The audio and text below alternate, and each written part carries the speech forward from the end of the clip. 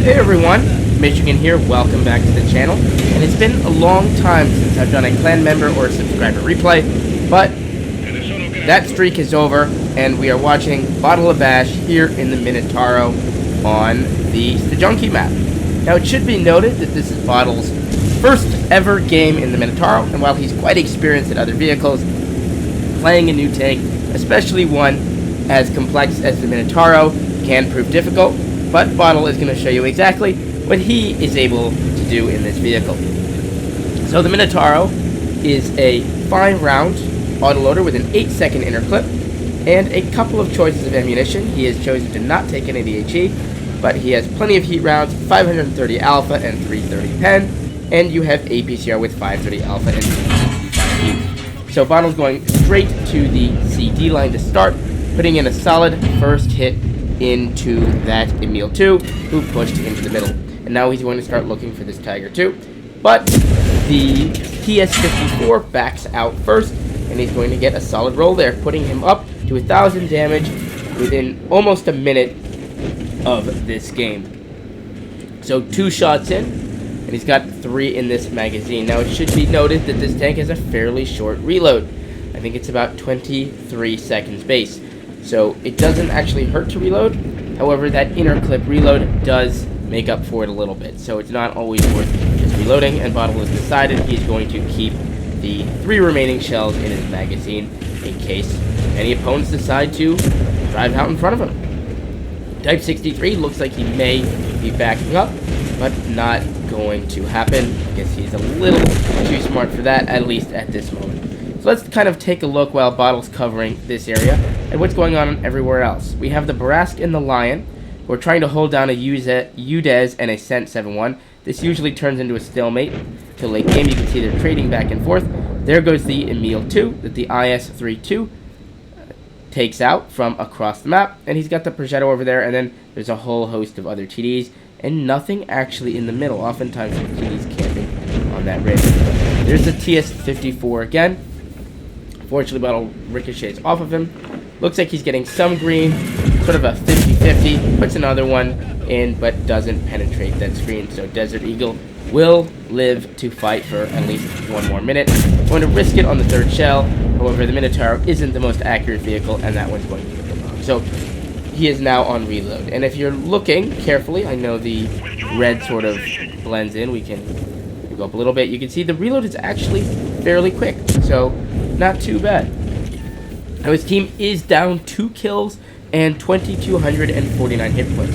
So not the greatest start, and they will continue to be down for the majority of this game. But Bottle tries his best to keep them in it. They've already lost a tier 8, a tier 9, and a tier 10. The enemy team has just lost a tier 9. Kronwagen isn't the greatest tier 10, but it is unfortunate to lose one of your 4 tier 10s this early on. Well, the enemy team has all 4 of theirs still. That being an IS-7, 121, Grill, and a Sturf. So 2 of those tanks are going to be white frontline. But it looks like Bottle is matched up with that Grill, and he is up in the front. So that definitely will help. Looking for the Tiger 2, gets 1 into that cupola. Tiger 2 does actually manage to pen him. Bottle's doing his best to wave his gun in the air, try and block the Tiger 2 from getting his cupola, but the Tiger 2 is going to sneak one in there with an APCR round, hitting him for 346. Tiger 2 looks again. Unfortunately, he's going to miss the cupola and hit lower down on the turret, and that is going to be an auto ricochet. Waiting to reload, 3 shells in the magazine. The team has pulled it back, 2 kills, so now they're down only 3 to 4, and they're actually up by about a shot. So that is quite nice to see. And Bottle manages to squeeze one in there for a solid roll, albeit he's been low rolling this whole game for 477 and 518 there. Remember, this tank hits for 530, and I don't actually think he's hit for 530 yet. Tiger 2 tried to put his gun up in the air, but not going to. He's not going to be able to block it. His gun actually got a little too far to the left. So Bottle's team is now down just a little bit. And even more there with the death of the Skoda T56, and just like that, they went from being up HP to being down 2,000, and now actually pulling it right back up to only being down to 777. I guess a bunch of shells were exchanged there. So Bottle's going to pull out of that position where he was, as they've changed this part of the map to allow a little bit more play in this area without getting shot from across, and he's going to play this new area back here under this overhang. Now it's interesting that Wargaming put this up here. I'm assuming this is just to help protect from artillery, who often like to sit on the B line and the red line over here on the B respectively. So I'm assuming that the opposite side, yes, it also has one. So it provides him some nice cover. If there were artillery, there isn't. But from that position, he is able to finish off the Tiger II, getting his first kill of the game, putting him up at 2,614 damage, 1,360 blocked with the Minotauro's fantastic armor, and just shy of 1,100 assisted. Looking for the Sent One now, who has overexposed. He clearly did not account for Bottle being in this position, and he is going to fall back. T-29 moves up, going to be sitting right on the open. Bottle's doing his best to try and only give him his cupola, as the lower plate of the Minotauro isn't great, and he manages to put in a roll for 409. Again, still low rolling. Looking to squeeze one in on the side between the tracks, but that one's going to bounce. And he decides to reload that final shell as well. So now it is 7-9 here. Bottle's team is down 2,400. All they have left on this side is a Lion, who's only on 500 health. Then everybody else is sort of scattered around. However, if you keep tabs on the K-line, you're going to notice that things are going to go from bad to worse pretty quickly. They're about evenly matched.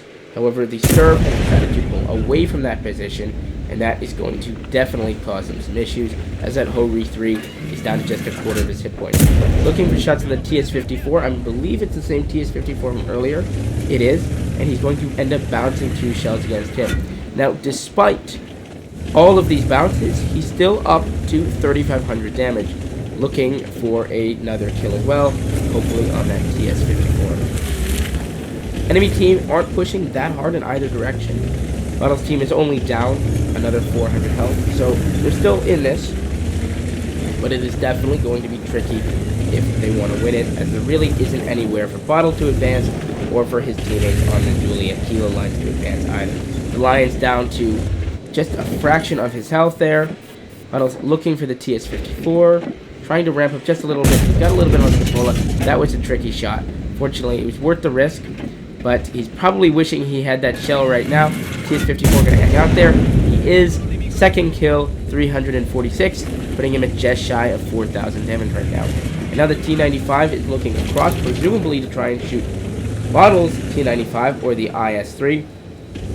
And as we see that the Ho-Ri 1 has also decided to bail out of that position, possibly because of the T-95, or maybe he just felt he would have a better positioning there. I disagree a little bit with the Sturb's positioning. I think he probably could have helped the JK line a little bit, but, you know, random battles are random battles, and, you know, players are going to do what they think is best to win the game, so if you disagree with that, let me know as well. I guess he moved over here to try and cover Bottle, but Bottle has already proved that he's more than capable of handling that situation. With the fall of the IS-3-2, Bottle's team is still down 2,000 hit points and 2 kills. Bottle's going to ramp up on here, try and take a look at that Patton tank, who just got lit again. There's the grill. Bottle's going to pull off and decide he actually wants to go back up, presumably seeing if he can maybe get a shot on the grill. Does he have anything? Nope, waving the reticle around, seeing if anything pops up. However, he's going to have to turn around, as that sent 7-1 on the enemy team actually took out his Lion, leaving him the sole frontline vehicle on this side of the map.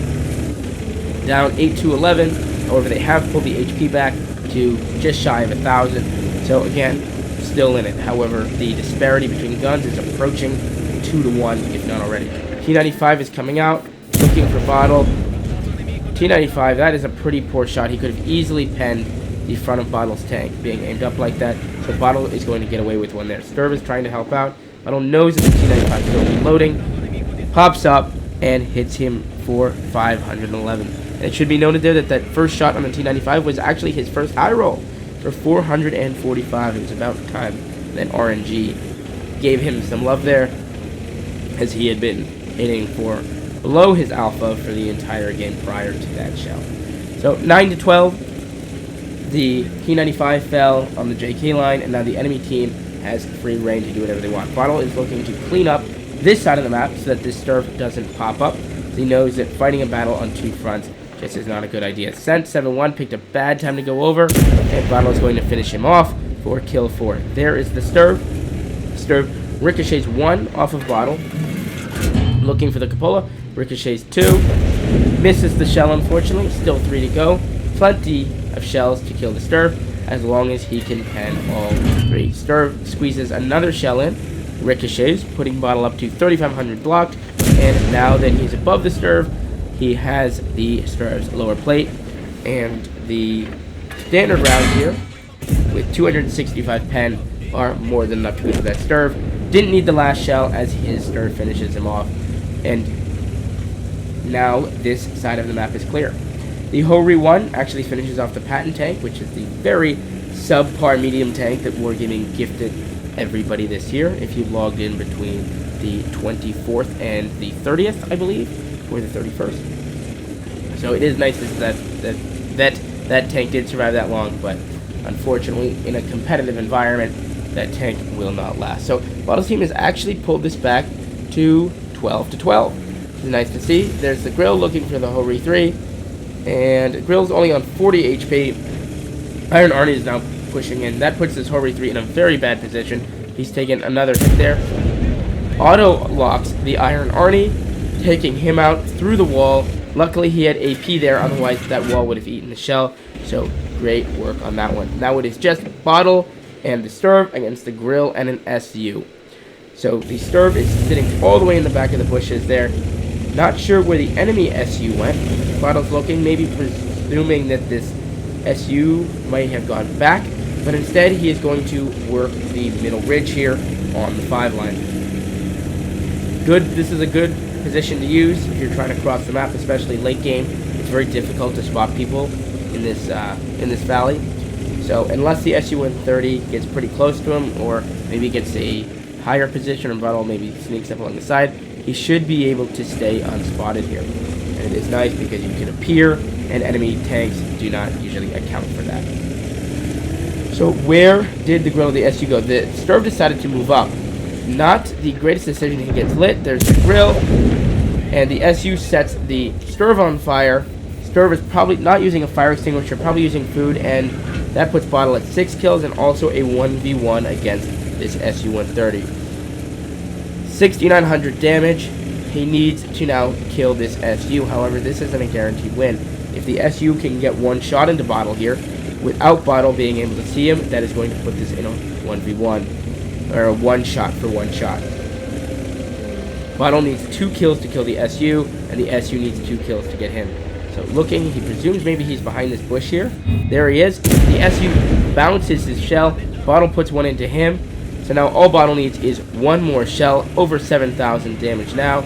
The SU is trying to hide behind this house. However, what he has failed to realize is that this is a destructible house.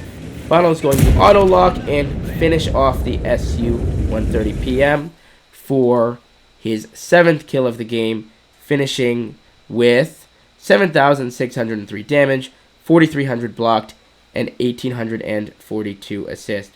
Let's take a look at the postgame. Alright, so Bottle, on his first ever game in the Minotauro, gets a Mastery Badge, Ace Tanker, Spotter for his 1,000 assistance damage, Bruiser, Duelist, Fire for Effect, Shell Proof. He also gets Cool Headed, Top Gun, Steel Wall, and High Caliber.